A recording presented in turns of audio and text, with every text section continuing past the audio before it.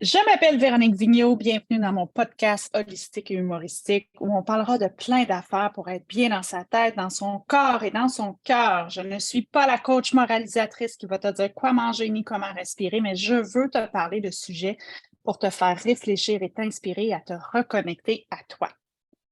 Dans ce troisième épisode, j'avais envie de te parler du fameux tableau de visualisation, le Vision Board. D'après mes longues recherches, d'à peu près 1 minute et quart, l'utilisation de la visualisation et les images pour atteindre des objectifs, c'est quand même une pratique ancienne qu'on retrouve dans différentes traditions spirituelles, religieuses, le bouddhisme, l'hindouisme, le judaïsme, toutes les is.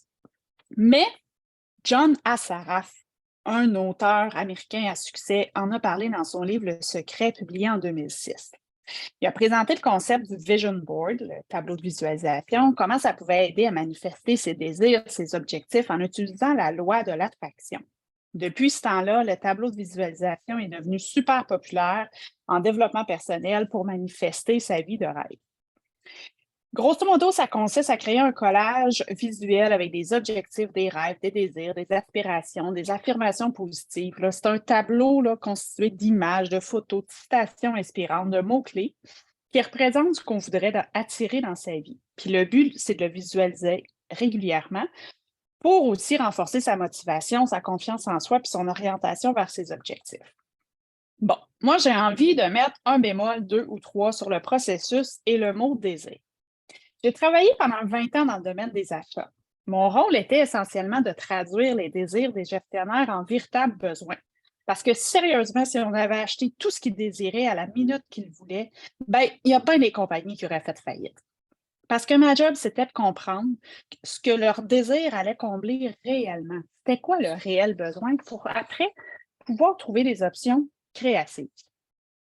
Parce qu'un désir, c'est en quelque sorte la solution potentielle que tu as identifiée, là, basée sur ce que tu connais, sur tes expériences, tes connaissances, tes croyances, tes références. Parce qu'en fait, on peut pas vouloir ce qu'on ne connaît pas. T'sais.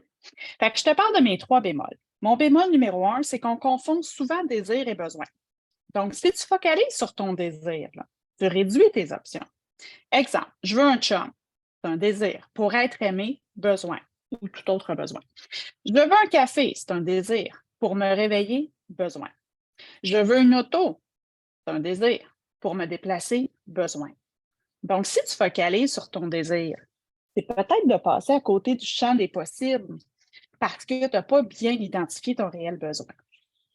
J'ai envie de te raconter mon histoire.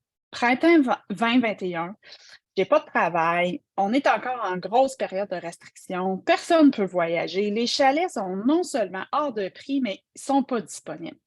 Puis pour moi, mon besoin, c'est que mon fils puisse être à l'extérieur, qu'on soit dans un environnement plus proche de la nature pour être zen, faire des activités à bas prix, puis qu'on sorte de notre béton qu'on a été confiné. Si j'avais seulement focalisé sur le désir de louer un chalet, j'aurais pu perdre beaucoup de temps, chercher sur des sites, parler avec des personnes, passer des appels avec ou sans succès. Mais comme j'ai focalisé sur le besoin d'être en nature, puis que j'ai fait confiance à l'univers de trouver comment, voici ce qui s'est passé. Je suis chez moi un soir, une amie m'appelle, random comme ça, puis elle me dit: Hey Véro, as-tu des plans, toi, cet été? J'ai dit non, pas tant, là, tu sais, on s'entend. Là, j'aurais bien aimé louer un chalet, mais il n'y en a pas tant. Elle me dit: C'est parce que nous, on part 6 semaines, puis je me demandais si tu voulais venir garder la maison. La maison est proche des sentiers, de la nature, puis elle m'a permis de passer l'été à l'extérieur avec mon fils. Donc, j'avais focalisé sur mon besoin, puis l'univers a conspiré sur comment l'obtenir. Mon bémol numéro 2, focaliser sur le comment et au final être super déçu que le besoin soit même pas comblé. Je vais te donner cet exemple-là. Mettons que tu avais une grande maison, tu organisais des soirées, tu aimais ça, tu étais vraiment people, OK? Maintenant, tu es déménagé en appartement, tu t'ennuies un peu, tu te sens tout seul, puis là, tu t'ennuies de ta grande maison. Fait que là, tu te dis sur mon tableau de visualisation, je vais mettre ma grande maison, puis là, ça va être le fun, je vais faire des parties. Puis là, l'univers, elle t'adonne. Mais là, une fois que tu as ta grande maison, là, puis que tout le monde a sa vie, tout le monde a ses occupations, puis qu'il n'y a plus personne qui vient à tes parties parce qu'ils sont rendus ailleurs, ça se peut que tu sois déçu. Parce qu'en fait, ton besoin, là, c'était pas tant la grande maison, mais c'était de connecter avec les gens. Fait que moi, dans ce cas-là, je t'aurais suggéré de mettre des images de gens qui célèbrent, des activités de groupe, des images d'amis qui passent du bon temps ensemble, des événements de réseautage, tu sais, puis te dire c'est quoi ces émotions, c'est quoi les émotions qui me font ressentir quand je regarde ces images-là. Mon bémol numéro 3, c'est la fameuse pensée magique. Tu sais.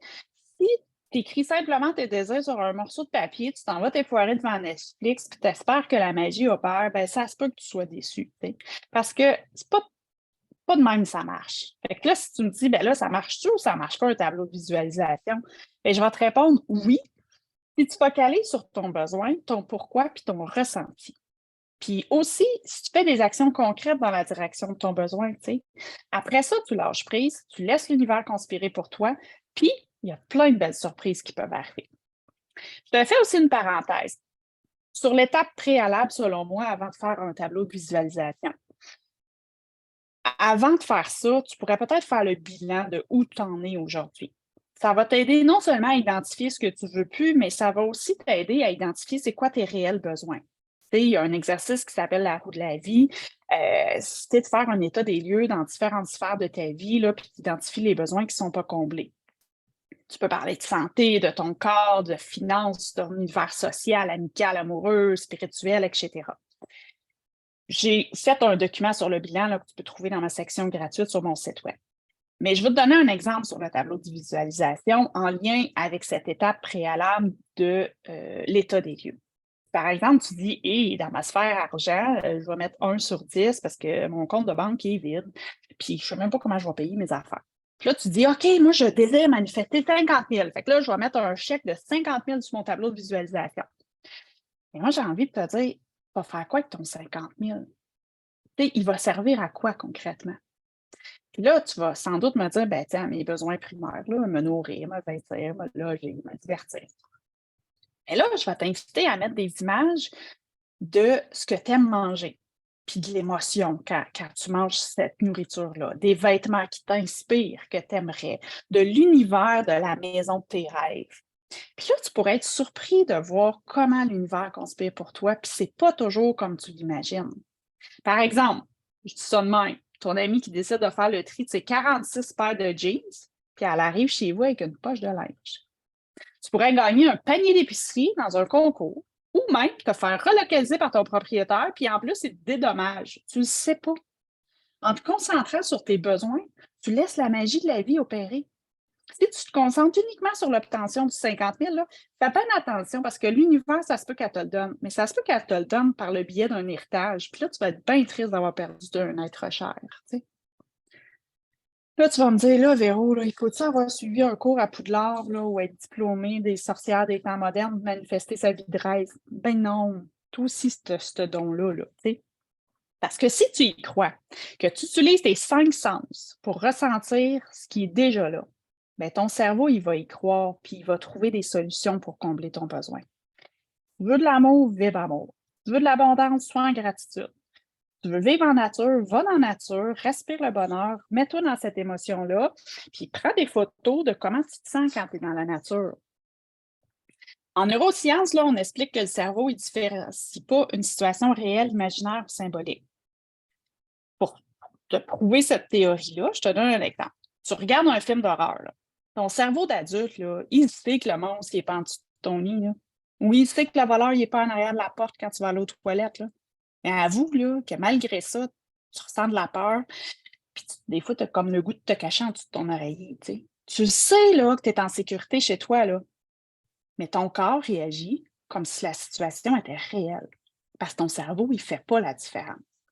Maintenant, je te donne un autre exemple un petit peu plus concret. Tu connais sûrement un ami d'un ami qui va sur des sites web pour trouver des images inspirantes avec peu de tissu. Puis là, on s'entend, je ne te parle pas de la vie en rose.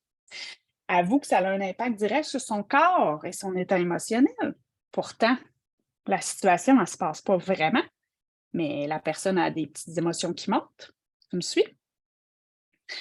Donc, en terminant, là, ton tableau de visualisation, là, il devrait contenir des photos, des images, des citations, mais en lien avec ton réel besoin puis ce que tu as envie de ressentir.